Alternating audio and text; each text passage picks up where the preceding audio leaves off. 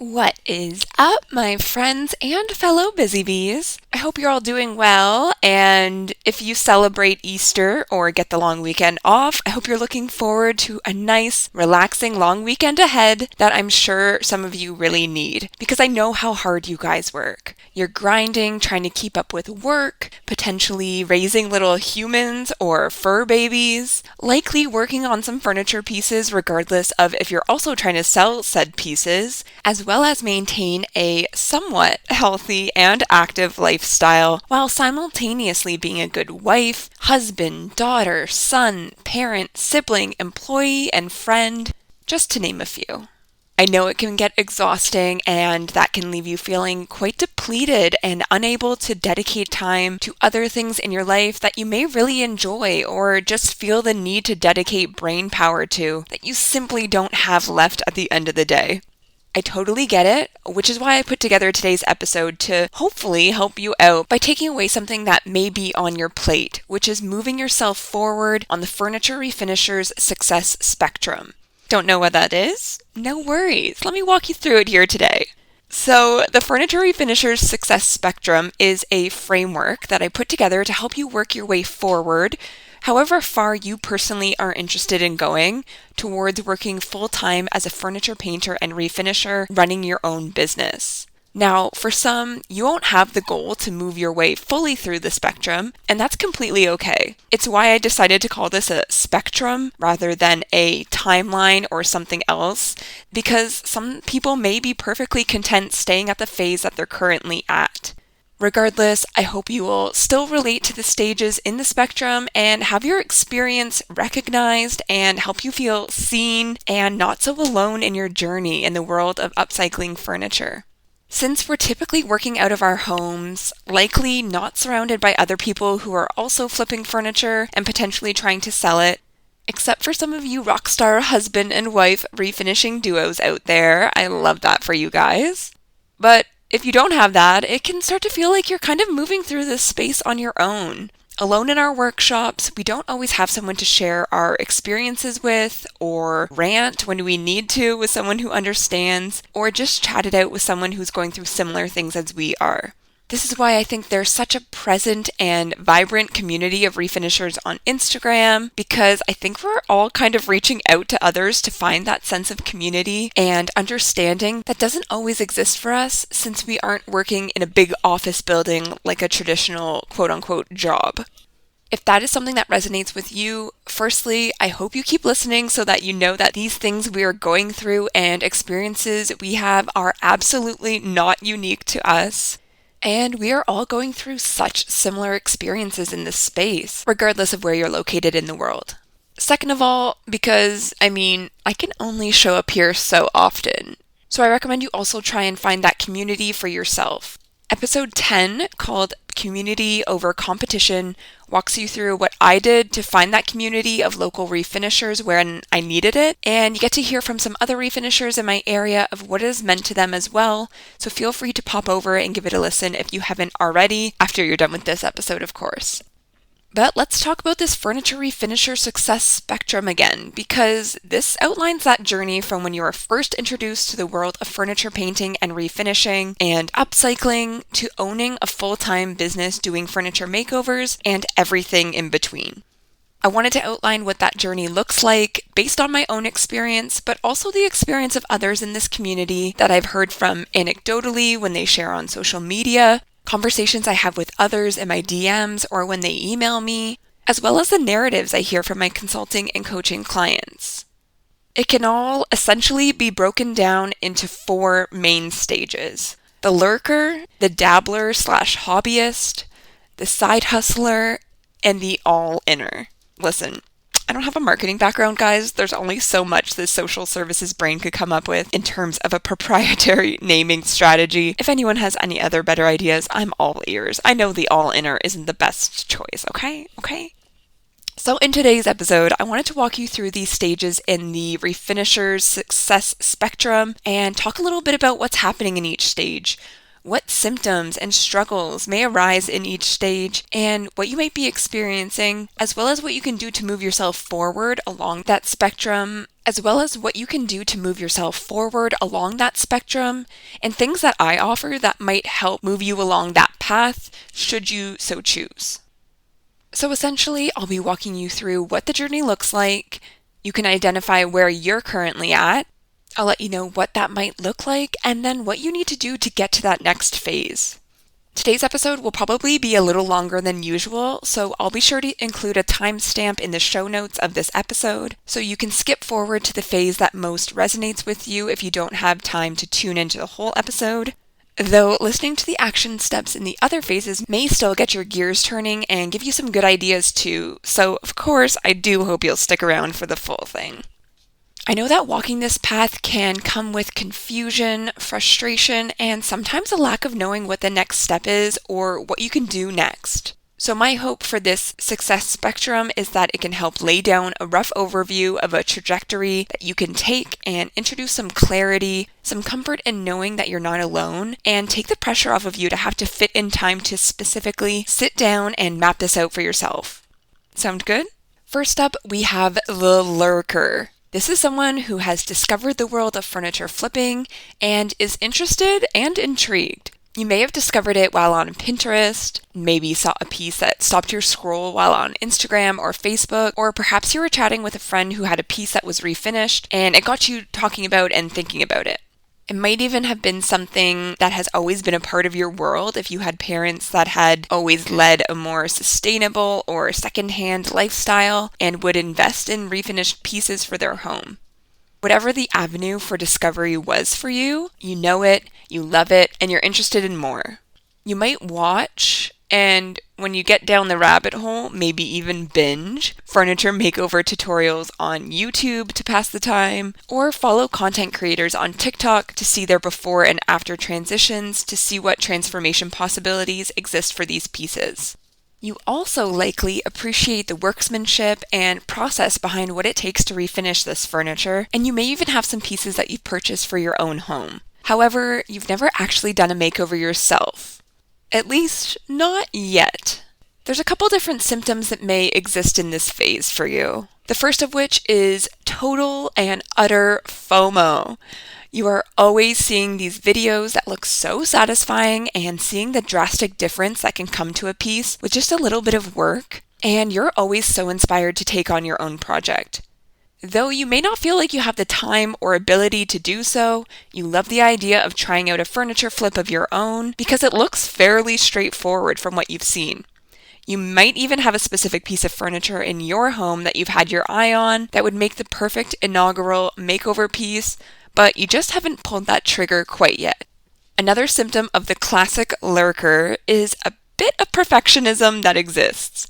You love the idea of doing a makeover of your own, but before you get to that point, you gotta do just a little bit more research first, right? You want to know all about the different steps in the process, what to do if you come across a repair that's needed on the piece, and how you can achieve the best finish on that piece. Because once you do enough research and know a bit more, then you'll finally feel ready and prepared. I'm going to throw a little spoiler in here though. You're never actually going to feel fully prepared, my friend, but that's okay, stay tuned. The last symptom of the Lurker is that frustration and confusion that exists when it comes to the process. You like to be prepared and well-researched before jumping in, but there's just so much information out there. And a lot of the time, you will find the answer to a question that you might have, and then as you continue researching further, you find another exact opposite answer to that same question. Super helpful when that happens, isn't it? So now you're unsure, you're confused, which steps should you follow and in what order, and don't get me started on the products. You don't know which are the best, how to know what to use and how to choose them, and if you should be using the same products on the different projects that you do. Questions and thoughts that don't help to make you feel any more prepared for this makeover you want to do. Am I getting somewhere? I know for a fact that there are some lurkers here listening today, so listen up, my friends, because I have a plan of attack for you. Now, like I mentioned, there may be some of you who love being a lurker and just appreciate consuming this content, and you have no intention of taking a project on of your own. At this point in time, at least. Never say never. In that case, keep doing you, boo-boo. My recommendation for you is that if you aren't already, to sign up to receive my Friday Furniture Focus newsletter. This will help fill that itch that you have to immerse yourself in the world of refinished furniture by bringing inspiration to your inbox every week, including tutorial videos, the latest podcast episodes that may interest you, new furniture artists that you can discover and follow, and other helpful hints and hacks in the furniture flipping world. Honestly, regardless of the stage you fall on in this Furniture Refinishers Success Spectrum, I'm only slightly biased, but I think all of you would love and enjoy the Friday Furniture Focus. So if you are interested in doing so, sign up on my website at MelDidItHerself.ca, and I will also be sure to link it and any other things that are mentioned in today's episode in the show notes. So check that out on your podcast player. Alright, so for those lurkers out there who are ready to finally commit to moving forward and tackling that first furniture makeover to move yourself into the Dabbler and Hobbyist stage, there's 4 action items I want to quickly walk you through. Process, plan, supplies, and mindset. Process. If you haven't already, you're going to first pinpoint the piece of furniture that you're going to use for your first furniture makeover to help focus your attention and narrow that focus. Then, if you need some clarity on how to accomplish this and get you out of the confusion and frustration zone of endless information, you might want to grab yourself a copy of my No BS guide to your first furniture makeover. This will clarify the process by giving you my step-by-step framework for completing your makeover, what you need to do in each step, how to do it, and my tips and hacks learned over the years for how to save your time, money, and effort while doing so. It also includes a first furniture makeover supplies checklist, so you can be sure that you have everything you'll need for your furniture flip, and I link any of my recommended products that I use in my own business if you're looking for some tried and true, reliable products. If you have others that you've pinpointed that you want to source, that's cool too, but it's there if you need it. Now, plan. Once you have your guide and you set aside some time to read through it, I want you to grab your calendar or agenda or virtual calendar or whatever you use to keep your shit on track and in order, and you're going to mark a date on that calendar for when you're going to tackle this flip. Depending on the size of the piece, you may only need one day. To be safe, maybe mark off a weekend and then you don't have to rush it as much. Although, fair warning, once you get started on it, you're totally going to get into it and not want to stop until it's done, but give yourself the extra time just in case something else comes up. And now that you've set that date, we need supplies. We're going to make a shopping list. Again, handwritten or virtual on an app you use, whatever works. Walk through your first furniture makeover supplies checklist or whatever compilation of information that you have, and you're going to make a list of what you need for your particular piece and what you want to do to it. Then take a peek at any DIY or home improvement tools or supplies that you may already own at home and see if you already have any of those items. Things like sandpaper, cleaning supplies, cloths, and maybe even paint or stains may be something that you already have, but you've forgotten about in the depths of your basement. Don't worry, I do it all the time too. That's why I have triples of some products.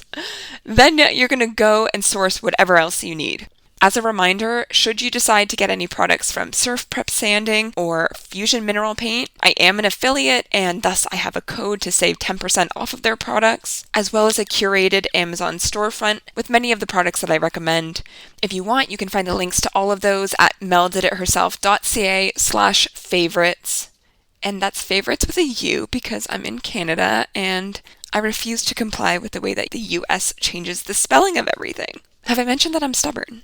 Okay, and then the last thing I want you to think about is your mindset, particularly for the lurkers with a tendency towards perfectionism. I need you to say it with me. Ready, fire, aim, not ready, aim, fire. Again, ready, fire, aim, not ready, aim, fire. We are going to dive into this project with 2 feet, regardless of if we feel positively ready and prepared to do so, and we're just going to give it our best go. Because you know what? Every single one of us refinishers had a first piece. It might have turned out amazing, but a lot of the time, it turns out just alright. but I guarantee that no matter what, it sparked that passion for the work, and it was also a great starting base for us to look back at and compare our work to following it. It's a great point of reference and time to look back on and see how much you have grown, how much you've learned, and how much you've evolved since that first piece.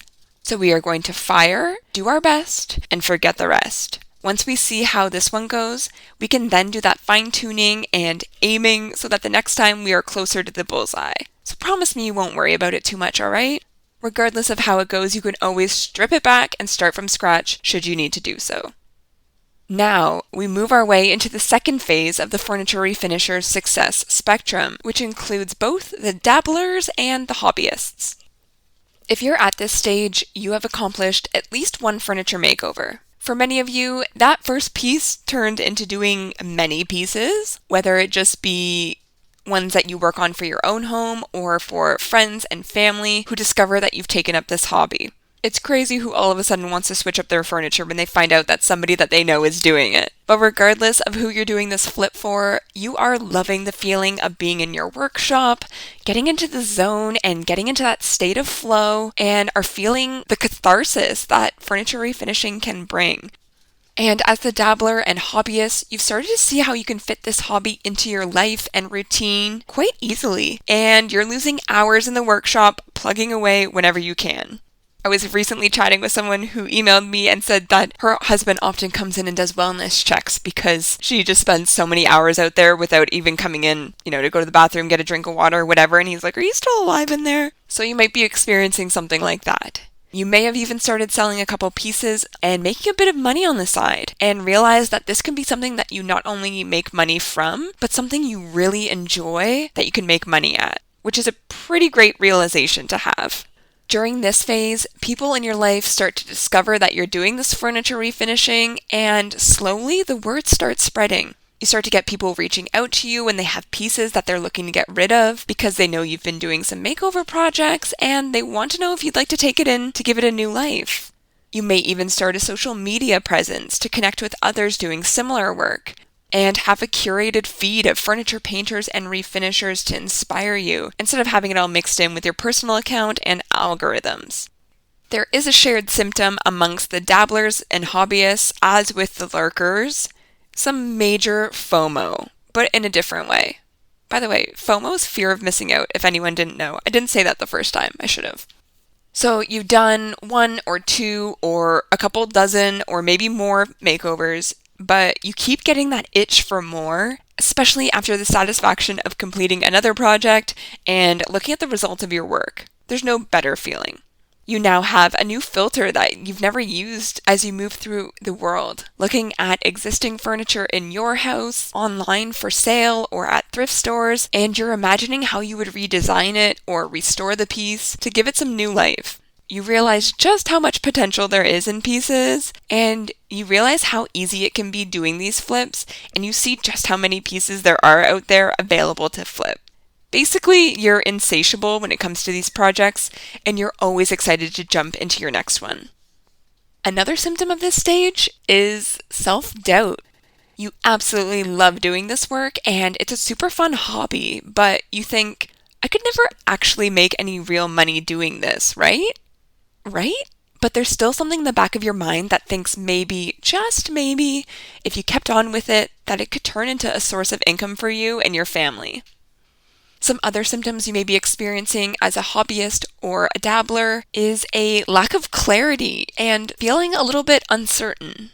You're unsure of how you could go about turning this from something that you enjoy doing as a hobby into something that makes you money, and ideally consistent money. You've maybe started to do research at one point or another to find out how other people went about it, maybe tried to pick someone's brain who has been there before, and you've looked online to see if there's something that could help you with this and make things a little easier for you. But as a result, you're kind of overwhelmed because although the internet is full of information, you haven't been able to find something that specifically has what you need all in one spot. And there's also uncertainty because you don't want to decide that this is the route you're going to take and then you accidentally fuck something up along the way. Maybe you won't go about it correctly, maybe you'll try to do your taxes or bookkeeping and make a mistake and then get into trouble. And even more so than all of that, you're uncertain because you also worry in the back of your head that if you decide, really decide to move forward with being more intentional with this and seeing what you could grow it to, that it would change and create more stress in your life and take the fun and enjoyment out of the work because you're changing your passion into something for profit. I know that was absolutely a worry that I had. What if I start being more intentional and consistent with this, and then it turns from feeling fun, exciting, carefree, and like an escape from reality into something that feels like a chore, another have to do on my list, and just feels like work. Work that isn't feeling super exciting at this point in time, and the garage is a escape from. If you do find yourself in this category or this phase of the spectrum, I hope it brings you some relief to know that this is where the large majority of you fall. Between this stage and the next, I would say that is where a good, 70 to 80% of people are, if I had to put a number to it. It's a totally normal place to find yourself because past these points are where you really need to start being more intentional and have some self-accountability or find someone to walk on the journey with you who can hold you accountable in that way. Now, if you're in this stage and you are happy to remain in this stage, again, please do not feel the pressure to monetize this thing that you're loving doing and take it from anything other than a hobby. Creative outlets are so important, and if you want to keep it being just that, then I so encourage you to do so.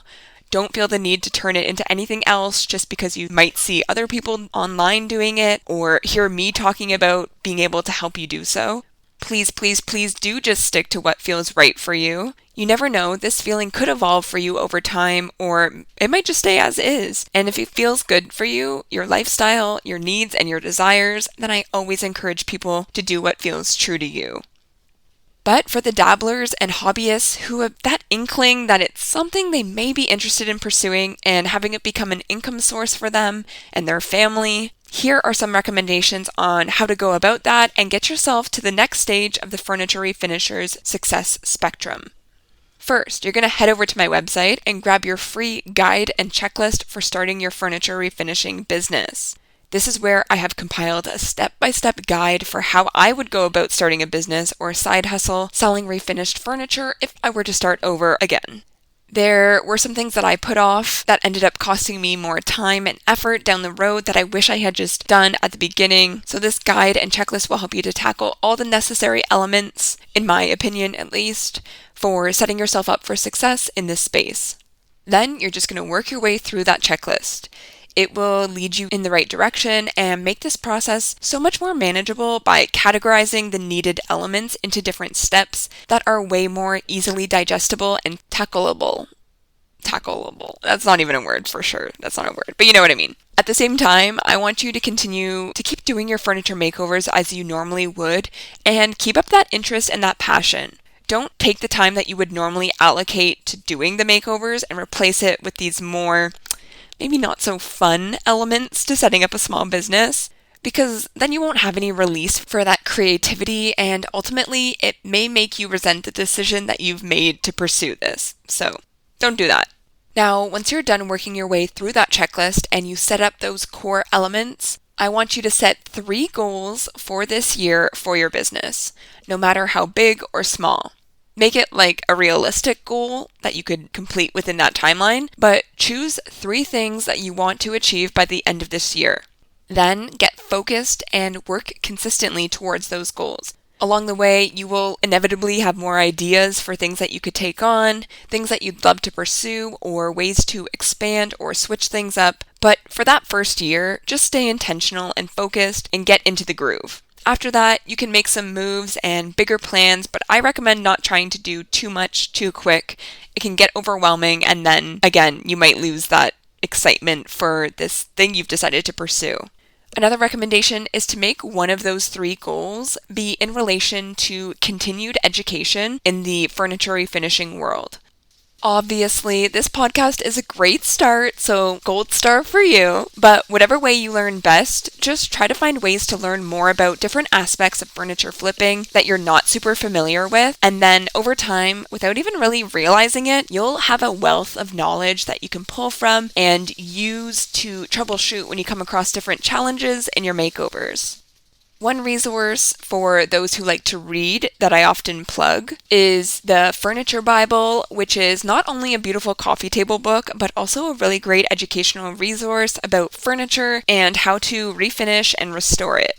Great read. If you're someone who enjoys consuming visual content, obviously YouTube is a great resource because it's longer form content, so you can hear a longer, more detailed breakdown usually of the process that people take, and typically the reasoning for doing so. You kind of gotta upgrade to the no ads version now, because personally I find it unbearable to watch YouTube with ads now. They're just so many and so long, but a worthwhile investment. A couple YouTube accounts that I follow that I love and that I recommend for those looking to learn more is Salvaged by K. Scott, which is Katie Scott. Shout out to Katie if she's listening. She's one of the ones who initially inspired me to try out my first makeover. And I also find Transcend Furniture Gallery to be super informative, and I learn lots from her. As an added bonus, both those accounts are Canadian, which I always love to support. Another refinisher who does a lot of furniture painting projects that I learned a lot from early on was Christina Muscari from Pretty Distressed. So you can start there and check all of them out, and then let the YouTube rabbit hole lead you where it might. Okie dokie, so that brings us to the third stage of the Furniture Refinishers Success Spectrum, which is the side hustler. Again, lots of folks sitting in this space, which is great. So what does this phase look like, you might ask? Well, you've decided to take your furniture flipping more seriously and be more consistent with it, selling pieces for profit. Congratulations! You may or may not have officially registered as a business, though, as you know by now, I always recommend doing so. You're also seeing some traction in your business and are developing more of a client base over time as you sell your pieces, and getting maybe some repeat clients and some recommendations for your services through word of mouth. And as a result of all of this, you're seeing some real money coming in, and this little side hustle may even be making you some real substantial money. Some symptoms that are arising in this stage, namely confidence. You are really getting into the groove and have quite a few furniture makeovers under your belt now, so that has increased your confidence in your abilities, so you feel like you can be a little less choosy when it comes to sourcing pieces because you're confident that you'll be able to handle the majority of what comes your way. The things that were roadblocks to you before because you didn't know how to tackle them, second nature to you now. There's no slowing you down.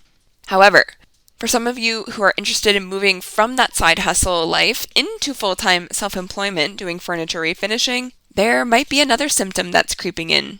Despondency. Yes, that is a word I had to Google because I couldn't think of a word that quite hit the nail on the head for this one. Google is a resource, so don't make fun of me.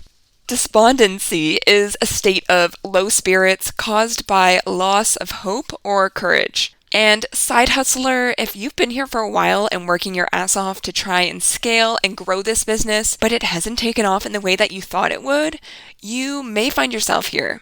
And there might even be something in your head that's thinking, is this even worth it? Will I ever get there? Should I just give up and quit and go back to doing this as a fun hobby and try not to grow it as a business? But rest assured that so many of us have been there, and I know for me, it is particularly in the times or seasons where pieces aren't selling super consistently that had me in this mentality of self-doubt. And it feels so frustrating because you feel like you're giving all your free time and effort and energy to this thing, and it's just not paying off in the way that you believed it would. Can you relate? If so, let's put those thoughts on hold a second and instead create an action plan to help get you past this slump, which is all it is, a momentary lapse of motivation and excitement for this thing that I know fires you up and gets you excited in the morning. So let's find a way to keep that going. First up, if you haven't registered as a business officially already, that is step one. I know, you think that that's going to make more work for you, and in theory, you're not wrong. You'll need to keep track of your purchases and file your taxes, yes, but welcome to the real world. What little effort it will add to your life will be quickly forgotten due to the positives that it will bring. It changes your whole outlook from being one simply focused on the pieces themselves to being more cognizant of the business as a whole and treating it as such rather than treating it as a hobby. It will cause you to focus on ensuring that you're being profitable overall once you take all the costs and expenses into consideration. And it just inevitably changes your outlook and motivation when you look at it as a business rather than an quote-unquote unofficial side hustle. You'll also start thinking at a higher level about how you can continue to grow and scale the business to make it what you want it to be, and you'll think about marketing your business more widely and setting up systems that are going to help save you time. This is the kind of thinking that is going to help you to create these innovative ideas that will grow the business and ultimately put you on the path to success and, should you so choose, eventually going full-time in the business if that's the goal.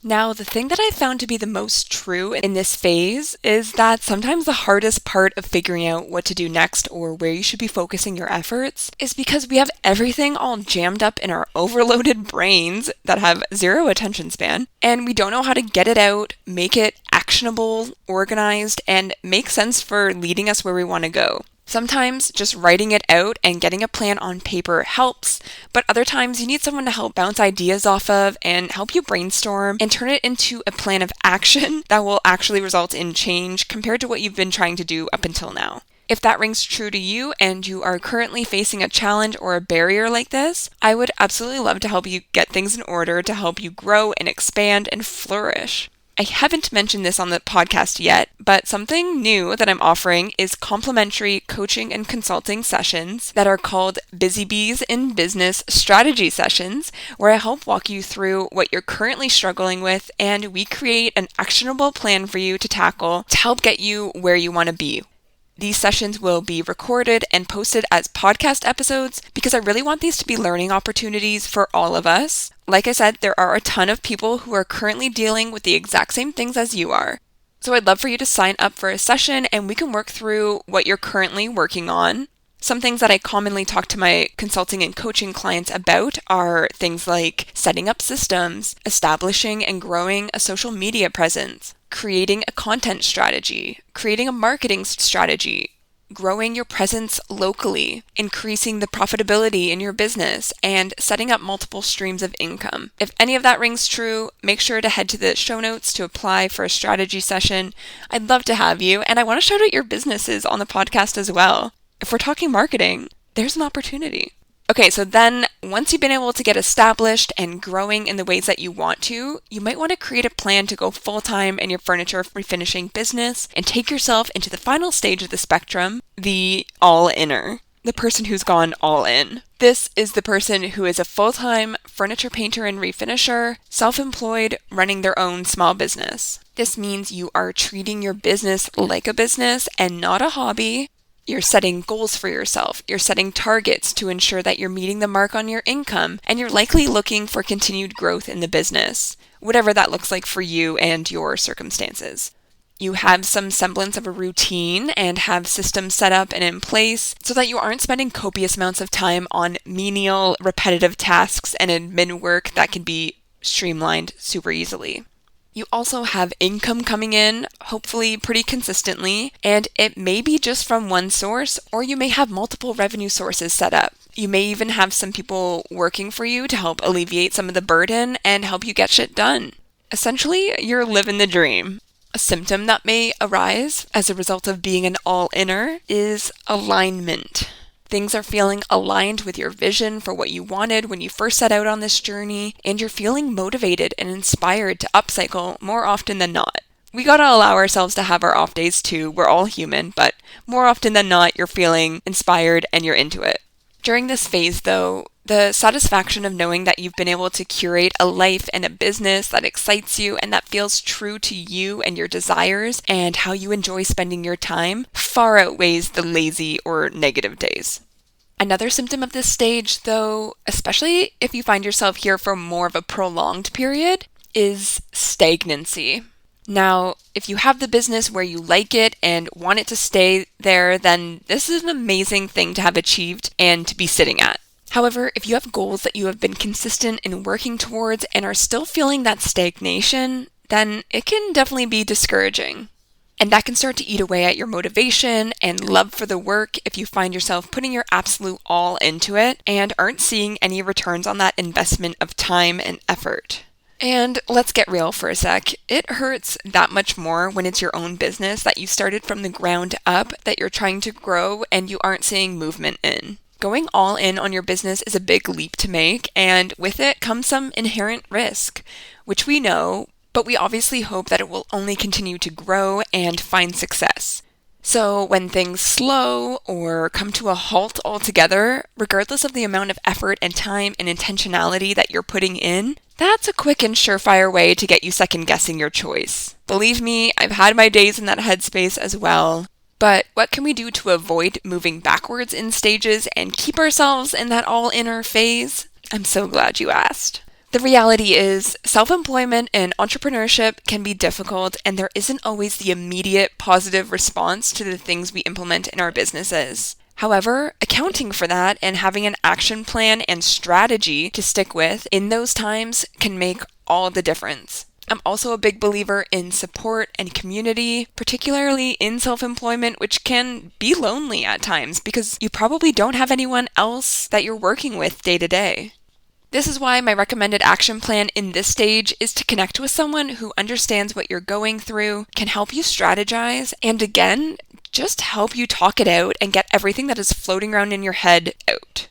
I recommend finding a coach or someone that you can consult with that will help you to find some clarity and have a plan to work past whatever challenge or barrier or stagnancy that you may be experiencing in your business at the time. Not only will talking it through help to get those negative thoughts out of your head and stop you from hyper-focusing on them, and then you'll focus more on the positive and what's to come, but they can also help you to strategize and potentially introduce something into your business that you've never thought of, or even just help you streamline existing items in your business to save you time, money, or frustration. It's always a great return on investment, and as a reminder, that is a business expense that you can write off at tax time, so it's a win-win for both you and the future of your business. I do offer coaching and consulting like this. I have an option for a single session if you just want to address one thing that we can work through in an hour, or if you'd like some more ongoing support, I also have a 4-session package that saves you some money that will also allow for prolonged support, strategy, and follow-up. You decide when you'd like to have those sessions so we can meet, create a plan, and then you work through it at your own pace before we meet again to evaluate how things are going and if we need to make adjustments. Now, I'm fully aware that it does require an aligned vision, outlook, and understanding in order for a coaching and consulting client to feel adequately supported, understood, and satisfied with what they get out of these sessions. So by no means do you need to invest in me specifically, but find someone that you feel like you vibe well with, and ideally someone who has achieved what you're aiming to. That way they can share their expertise, their lessons learned throughout the journey of getting where you're aiming to go, and they can really empathize with where you're at and how you're feeling. Ultimately, we want to get you past that bump in the road and continue on with positive, forward momentum for both you as a person and your business.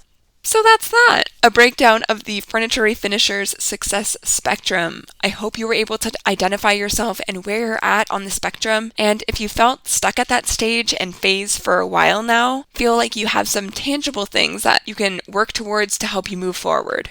As always, if you have any questions, please feel free to reach out to me in my DMs or send me an email at mel@meldiditherself.ca.